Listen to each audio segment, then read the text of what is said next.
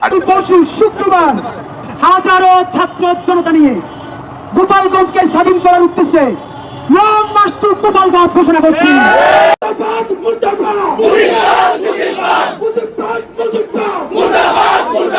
তীর্থস্থানটাই আজকের ভেঙে চুরে মুরমুর হয়ে গিয়েছে, ধ্বংসপ্রাপ্ত নগরীতে পরিণত হয়েছে। এর চাইতে বড় কি আর কামনা করবেন? মুজিবের কবরের পাশে গিয়ে দাঁড়িয়ে বলে এসেছে মুজিববাদ মুর্দাবাদ।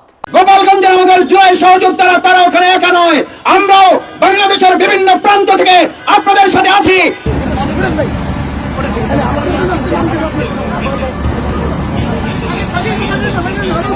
সেটা হচ্ছে এনসিপির নেতাদেরকে সরিয়ে নেওয়া হচ্ছে সামরিক যে সাজোয়া যান ছিল সেই সাজোয়া যানের ভেতরে ঢুকিয়ে।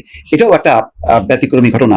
এরকম ভাবে পরিস্থিতি কতটা অবনতি হলে এই রকম পরিস্থিতি হয় যে সামরিক যানে করে এনসিপি নেতাদেরকে সরিয়ে নিতে হলো।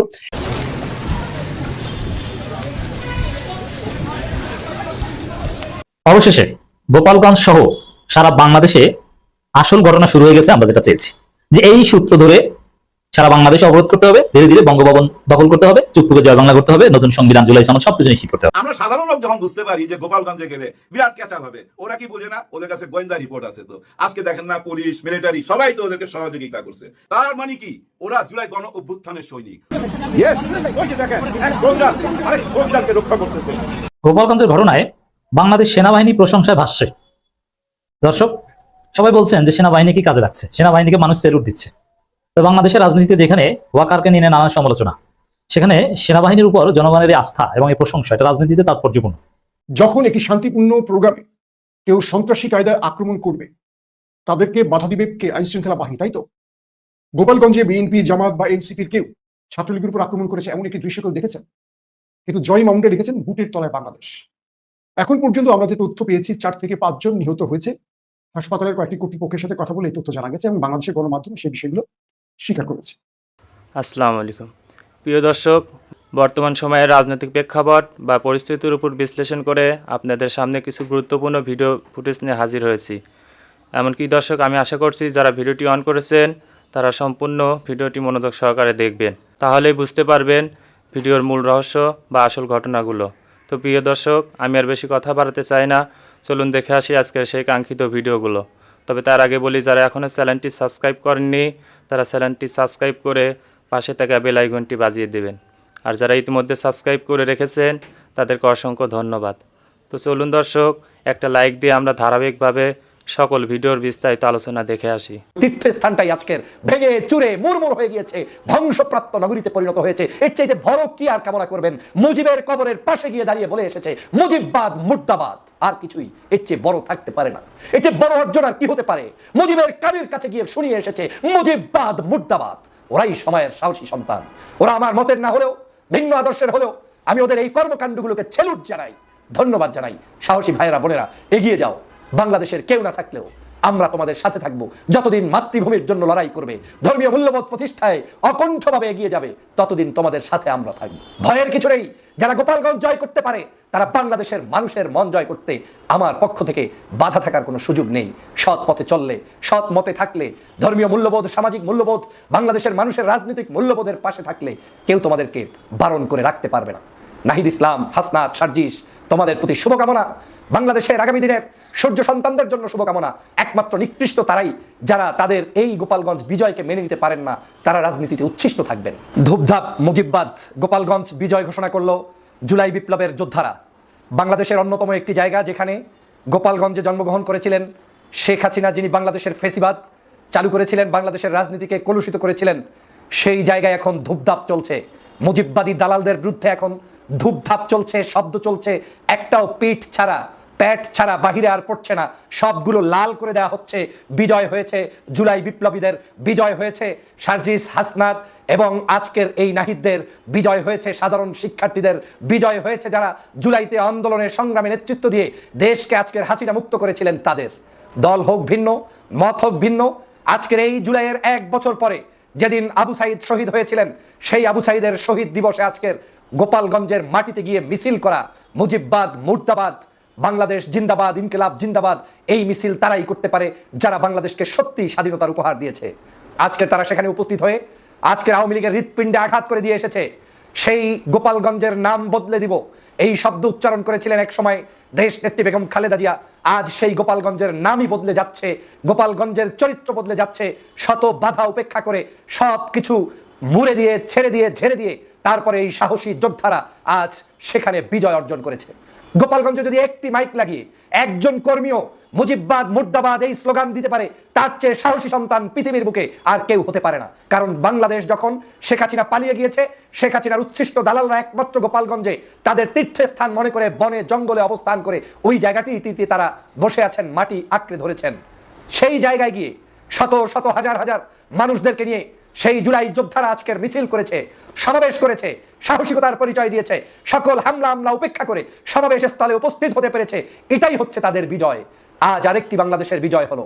5 তারিখে জুলাই বিপ্লব হয়েছে, আজ আবার নতুন করে গোপালগঞ্জ বিজয় হয়েছে এবং আজ এখন থেকে ধূপধাপের গোপালগঞ্জ চলবে। এই ধূপধাপ কেন বলছি বুঝেন নাই? ওদেরই বিশেষ বিশেষ অনলাইন অ্যাক্টিভিস্টরা একসময় বাংলাদেশের অন্যদেরকে বলতো ধূপধাপ হবে, ধূপধাপ মানে শব্দ হবে, শব্দ এখন হবে তোদের প্রত্যেকের জায়গায় জায়গায় লাল করে দেওয়া হবে এবং লালে জর্জরিত হয়ে তোরা নিশানা হারিয়ে ফেলবি। এ বাংলাদেশে কোনো শেখ হাসিনার কোনো দালালদের স্থান হতে পারে না। এ বাংলাদেশে কোনো সন্ত্রাসী নৈরাজ্যকারীদের স্থান হতে পারে না। এ বাংলাদেশ শহীদ আবু সাইদের বাংলাদেশ, এ বাংলাদেশ শহীদ ওয়াসিমের বাংলাদেশ, এ বাংলাদেশ শহীদ মুগ্ধর বাংলাদেশ, এ বাংলাদেশ 2000 শহীদ মানুষ হয়েছে, যারা শহীদ হয়েছে তাদের বাংলাদেশ। অতএব এই নতুন বাংলাদেশে গোপালগঞ্জের নাম নিশানা মুছে দিয়ে নতুন বাংলাদেশের নতুন নামে গোপালগঞ্জকে পরিচয় করিয়ে দিতে হবে। এই গোপালগঞ্জে আওয়ামী লীগের অস্তিত্ব নিয়ে, আওয়ামী লীগের অপকর্ম দিয়ে গোপালগঞ্জ আর থাকবে না। এই গোপালগঞ্জ এখন থেকে স্বাধীন বাংলাদেশের স্বাধীন জায়গার স্বাধীন নাগরিকের নামে পরিচালিত গঞ্জ হবে। অতএব যারা সারাদিন পর্যন্ত সন্ত্রাস করে, নৈরাজ্য করে গোপালগঞ্জে আমার সেই সাহসী যোদ্ধাদেরকে আজকের বিভিন্নভাবে বাধাপ্রাপ্ত করতেছিলে, তারা আজকের পরাজিত হয়েছে, পরাভূত হয়েছে। বাংলাদেশের রাজনীতির জন্য এটি একটি শিক্ষা। আজকে যারা এনসিপির ছেলেদেরকে সহযোগিতা করেছেন, আমি তাদেরকে ধন্যবাদ জানাই, স্যালুট জানাই। আপনি যে দল থেকেই সহযোগিতা করেন, আজকের দিনটা এমন একটি দিন ছিল যেখানে দল দেখার সময় নেই। আমার সাথে তাদের ভাইদের মতানৈক্য থাকতে পারে, আদর্শের ভিন্নতা থাকতে পারে, কর্মের ভিন্নতা থাকতে পারে, কিন্তু গোপালগঞ্জ যখন যে যেখান থেকে বিজয় মিছিল নিয়ে যাবে তার পক্ষে সব দল দাঁড়িয়ে যাবে, কারণ ওটা হচ্ছে ওদের তীর্থস্থান। ওই তীর্থস্থানটাই আজকের ভেঙে চুরে মুরমুর হয়ে গিয়েছে, ধ্বংসপ্রাপ্ত নগরীতে পরিণত হয়েছে। এর চাইতে বড় কি আর কামনা করবেন? মুজিবের কবরের পাশে গিয়ে দাঁড়িয়ে বলে এসেছে মুজিববাদ মুর্দাবাদ। আর কিছুই এর চেয়ে বড় থাকতে পারে না। এর চেয়ে বড় অর্জন আর কি হতে পারে? মুজিবের কানের কাছে গিয়ে শুনিয়ে এসেছে মুজিববাদ মুর্দাবাদ। ওরাই সময়ের সাহসী সন্তান। ওরা আমার মতের না হলেও, ভিন্ন আদর্শের হলেও আমি ওদের এই কর্মকাণ্ডগুলোকে স্যালুট জানাই, ধন্যবাদ জানাই। সাহসী ভাইয়েরা বোনেরা, এগিয়ে যাও। বাংলাদেশের কেউ না থাকলেও আমরা তোমাদের সাথে থাকবো। যতদিন মাতৃভূমির জন্য লড়াই করবে, ধর্মীয় মূল্যবোধ প্রতিষ্ঠায় অকণ্ঠভাবে এগিয়ে যাবে, ততদিন তোমাদের সাথে আমরা থাকবো। আজ মুজিববাদের পতন, এই মুজিববাদের পতন একটি সিগন্যাল নাম নয়, এটা শেখ হাসিনা এবং ভারতীয় আধিপত্যবাদের বিরুদ্ধে একটি ঐতিহাসিক স্লোগান। রাজাকার বলে, আলবদর বলে যেভাবে মানুষদেরকে বিভিন্নভাবে আজকের আওয়ামী লীগ, শেখ হাসিনা আজকের বিভক্তি করেছিল, সেই বিভক্তির প্রতিবাদের স্লোগান ছিল একটি নাম, তুমি কে আমি কে, রাজাকার রাজাকার, কে বলেছে স্বৈরাচার স্বৈরাচার। আজ মুজিববাদ মুর্দাবাদ, এটার পিছনেও কারণ হচ্ছে এটা এখন প্রতিবাদের ভাষা। এটা এখন প্রতিবাদের ভাষা হয়েছে বাংলাদেশের প্রত্যেকটি প্রান্তে। প্রত্যেকটি নাগরিক এখন এর প্রতিবাদ করতে জানছে, শিখছে এবং প্রতিবাদ করছে। আজ গোপালগঞ্জের মাটি আমাদের ভাইদের ত্যাগের বিনিময়ে, উপস্থিতির বিনিময়ে বাংলাদেশের জন্য আরেকটি স্বাধীনতার স্বপ্ন বলিত হলো। তোমরা সাহসী সন্তান, ভয়ের কিছু নেই। যারা গোপালগঞ্জ জয় করতে পারে, তারা বাংলাদেশের মানুষের মন জয় করতে আমার পক্ষ থেকে বাধা থাকার কোনো সুযোগ নেই।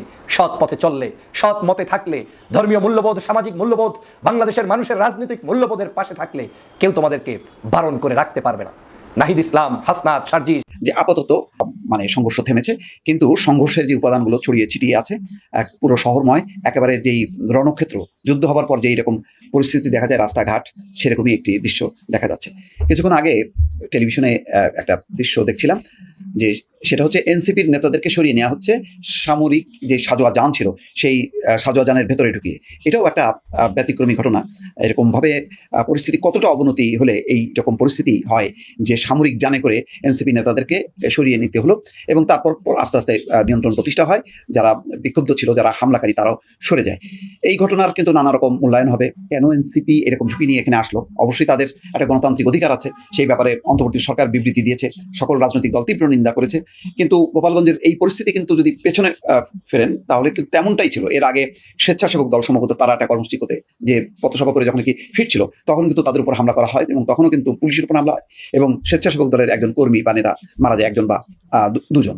তো তার মানে হচ্ছে গোপালগঞ্জ কিন্তু সেই একটা যুদ্ধংদেহী মনোভাব নিয়ে আছে। সেখানে গণতন্ত্র, সেখানে অন্য দলের মত প্রকাশের স্বাধীনতা এইসব বলে তাদের কোনো কথা নেই। তাদের মধ্যে এক ধরনের প্রতিশোধ স্পৃহা, যে তাদের ওই অঞ্চলের যেই নেত্রী বা যাকে ওন করে শেখ হাসিনার এই পতনটাকে তারা সহজভাবে মেনে নেয়নি। আজকে বোঝা গেল সেই প্রতিশোধটা তারা নিল। এবং আরেকটু চিন্তা ভাবনা করে এখানে হয়তো নেতৃবৃন্দ তারা মূল্যায়ন করবেন যে পুরো পরিস্থিতি পর্যালোচনা করেই গোপালগঞ্জ যেদিকে কর্মসূচিটা নেওয়া উচিত ছিল, যেহেতু আইন শৃঙ্খলা রক্ষাকারী বাহিনী রক্ষা করতে পারেনি এবং তাদেরকে সেনাবাহিনী, পুলিশ, অন্যান্য সংস্থা পাহারা দিয়ে ভিতরে ঢোকাতে হয়েছিল। এবং তারপর কতক্ষণ অবস্থান করা উচিত, কতক্ষণ করা উচিত না, এই পুরো বিষয়টা আসলে এক ধরনের দায়িত্বজ্ঞানহীন একটি পরিস্থিতি। যেহেতু হামলা হবেই এবং হামলার জন্য তারা প্রস্তুতি নিচ্ছিল, সেরকম অবস্থায় এনসিপির এই কর্মসূচিটা করতে দেয়া সেটা যেমন উচিত হয়নি। তবে এই ঘটনার মধ্য দিয়ে আবার কিন্তু শিক্ষা নেওয়ারও বিষয় আছে যে গোপালগঞ্জ নিয়ে বিশেষভাবে সরকারকে ভাবতে হবে, নতুবা এটা এক ধরনের খুবই লজ্জাজনক ব্যাপার হলো যে এনসিপি নেতারা যারা জুলাই গণঅভ্যুত্থান করলো, সরকারের পতন ঘটালো, এমন একটা রাজনৈতিক পরিবর্তন যারা করলো, সেই সৈনিকদের, সেই বীরদেরকে আজকে সেনাজানের ভেতরে ঢুকে তাদেরকে চলে আসতে হলো গোপালগঞ্জ ছেড়ে। এই ঘটনা থেকে এটা যদি কেউ বলেন যে এটা শুধু এনসিপির একটা পরাজয় ঘটলো, সেইভাবে দেখাটা ঠিক না। এটা আমি মনে করি যে যারা গণতন্ত্র উত্তরণের জন্য, ক্ষমতার পরিবর্তনের জন্য যারা লড়াই সংগ্রাম করলো দীর্ঘদিন থেকে, সেই গণতান্ত্রিক রাজনৈতিক শক্তির একটা বড় ধরনের বিপর্যয় বা পরাজয় ঘটলো। এই ঘটনা থেকে শিক্ষা নিয়ে সামনে কি করা উচিত সেটা গভীরভাবে ভাবা উচিত। অন্তর্বর্তী সরকার বলেছে যে এই ঘটনায় ছাড় দেওয়া হবে না এবং তরুণদের এই ধরনের সমাবেশে বাধা দেওয়া এটা মানবাধিকারের লঙ্ঘন, নিশ্চয়ই লঙ্ঘন। আওয়ামী লীগ কতখানি গণতন্ত্র মানে, কতখানি নির্বাচন মানে, সেটা তো গত 15 বছরে তারা প্রমাণ করেছে। কিন্তু গোপালগঞ্জে বিশেষ যেহেতু আইন শৃঙ্খলাজনিত পরিস্থিতি, সেখানে এক ধরনের উগ্রতা আছে, সেই উগ্রতা কতখানি সামাল দেওয়া যাবে সেটা মাথায় নিয়েই কিন্তু চলা উচিত ছিল। কারণ তার আগেই কিন্তু তারা সিগন্যাল দিয়েছে 5-7 মাস আগে, যখন কি সরকার পরিবর্তন হয় তার 1-2 মাসের মাথায় কিন্তু সেখানে ঘটনাটা আরও একটা ঘটনা ঘটেছে এবং সেখানেও মৃত্যুর ঘটনা ঘটেছে। কতখানি তারা আক্রমণাত্মক, যুদ্ধাংদেহী এক ধরনের মনোভাব, সেনাবাহিনীর গাড়ি পর্যন্ত তারা পুড়িয়ে দেয়, অফিসার আহত হয়, তারপরে সেনাবাহিনী অভিযান চালায়, তারপরেও কিন্তু সেটা তাদেরকে নিবৃত্ত করা যায়নি। সুতরাং সম্ভবত এরপরে হাল ছেড়ে দেওয়া হয় এবং ধারাবাহিকভাবে তাদের মধ্যে সেই সংগঠিত একটা অবস্থাটা সেটা ছিল। সুতরাং এখানে আইন শৃঙ্খলা বাহিনীর দুর্বলতা বা সরকারের দুর্বলতা, অন্যদিকে রাজনৈতিক দলও সঠিকভাবে যাচাই বাছাই করতে পারেনি যে সেখানে নিরাপত্তাটা নিশ্চিত করা বা তাদের নিজেদের কোনো আভ্যন্তরীণ শক্তি যদি ডেভেলপ না করে তাহলে সেখানে যাওয়াটা ঠিক হলো কি হলো না, এটা নিশ্চয়ই রাজনৈতিক দলগুলো ভাবে। অবশেষে গোপালগঞ্জ সহ সারা বাংলাদেশে আসল ঘটনা শুরু হয়ে গেছে। আমরা যেটা চেয়েছি যে এই সূত্র ধরে সারা বাংলাদেশে অবরোধ করতে হবে, ধীরে ধীরে বঙ্গভবন দখল করতে হবে, চুপ্পুকে জয় বাংলা করতে হবে, নতুন সংবিধান, জুলাই সনদ সবকিছু নিশ্চিত করতে হবে। এটা সেকেন্ড রেভলিউশন। তো দর্শক, এখানে একটা বিষয় মনে রাখতে হবে যে জামাত শিবির তাদের অবস্থান ক্লিয়ার করে দিয়েছে, তারা আওয়ামী লীগকে ছাড় দেবে না, ফেসিবাদকে নির্মূল করবে। শিবির সভাপতি বলে দিয়েছে, সাদিককে আমরা চূড়ান্ত হুঁশিয়ারি দিয়ে দিয়েছে। কিন্তু মনে রাখতে হবে যে বিএনপি এটা নিয়ে নাটক শুরু করেছে, বিএনপি মজা নিচ্ছে। তো দর্শক, বিএনপিকে ছাড়াই জামাত, চরমোনাই, এনসিপি এই 3 শক্তি এবার ঘটনা ঘটাবে। অতএব আমাদের সর্বশেষ প্রথম বিপ্লবে বিএনপি যেরকম স্টেক ছিল না, আমাদের এই বিপ্লব ও বিএনপির স্টেক থাকবে না। কারণ ওই আগেও যেরকম একটা বিবৃতি দিয়ে মির্জা ফখরুল্লাহ শান্ত থেকেছেন, পরে আক্ষেপ করেছেন, যদি একটা কর্মসূচি দিতাম। এখনো মির্জা ফখরুল্লাহ একটা বিবৃতি দিয়ে দিয়েছেন, মনে হয় আগে রেডি করা ছিল, কারণ এত দ্রুত বিবৃতি অন্য কাউকে দিতে দেখিনি। আর ছাত্রদল বিএনপির লোকদের মজা নিচ্ছে। কি তারা মজা নিচ্ছে? তারা বলছে যে যারা তারেক রহমানের বিরুদ্ধে স্লোগান দিল, তোমরা যাও গোপালগঞ্জ, আমরা যাবো না। বুঝতে পারছেন ওরা কোন বোড়াউনের মাল? অতএব এই বিএনপির উপর কোনো আস্থা নেই। বিএনপি ছাড়াই জামাত, শিবির, এনসিপি, চরমোনাই এবার চূড়ান্ত ঘটনা ঘটাতে শুরু করবে। তবে হ্যাঁ, বিএনপির লোকজন যারা এখানে আসতে পারবেন, সাংগঠনিক নির্দেশনা ছাড়াই যারা জুলাই বিপ্লবে অংশগ্রহণ করেছিলেন তারা যেরকম হিরো হয়েছেন, এবারও যারা আসতে পারবেন এই সংবিধান পরিবর্তন থেকে শুরু করে নানান মিশনে, চুপ্পুকে সরিয়ে দেওয়ার মিশনে, তারা হিরো হবে। আর যারা ফখরুলের মতো হাতে চুরি করে বসে থাকবেন তারা আক্ষেপ করবেন। মির্জা ফখরুল বক্তব্য দিয়েছেন, বিএনপি মহাসচিব মির্জা ফখরুল ইসলাম আলমগীর বিবৃতি, না এই বিবৃতি হচ্ছে গান্ধীবাদী বিবৃতি। আর অন দি আদার হ্যান্ড দর্শক, জামাত, শিবির এরা বলে দিয়েছে চূড়ান্ত হিসাব নেওয়া হবে, আমরা ছেড়ে দিব না, প্রতিশোধ নেওয়া হবে। জামাত শিবিরের লোকজন রাজপথে এনসিপির সাথে নেমেছে, আর এরা ছাত্র দলের লোকজন মজা নিচ্ছে, আর মির্জা ফখরুল গান্ধীবাদী বিবৃতি দিচ্ছে। আজ গোপালগঞ্জে এনসিপির কর্মসূচি, মার্চ টু গোপালগঞ্জ কর্মসূচিতে পতিত আওয়ামী ফ্যাসিস্ট সরকারের সন্ত্রাসীদের ন্যাক্কারজনক হামলা ঘটনায় গভীর উদ্বেগ প্রকাশ করে বিবৃতি দিয়েছেন বিএনপি মহাসচিব মির্জা ফখরুল ইসলাম আলমগীর। আরেক বিবৃতিতে বিএনপি মহাসচিব বলেন, ছাত্র জনতার আন্দোলনে আওয়ামী স্বৈরাচার শাসক গোষ্ঠীর পতনের পর দুষ্কৃতিকারীরা আবারও দেশে অস্থিতিশীল পরিস্থিতি সৃষ্টি সহ নৈরাজ্যের মাধ্যমে ফায়দা হাসিলের অবতৎপরতা লিপ্ত হয়েছে। আমি আশা করছি সম্পূর্ণ ভিডিওগুলো মনোযোগ সহকারে দেখেছেন। সেই সাথে ভিডিওর কোনো তথ্য বা মতামত থাকলে কমেন্ট বক্সে জানিয়ে যাবেন। আজকের মতন এখানে শেষ করছি। ফিরে আসছি আগামী দিনে অন্য কোনো টপিকস নিয়ে। সে পর্যন্ত ভালো থাকবেন। আল্লাহ হাফেজ।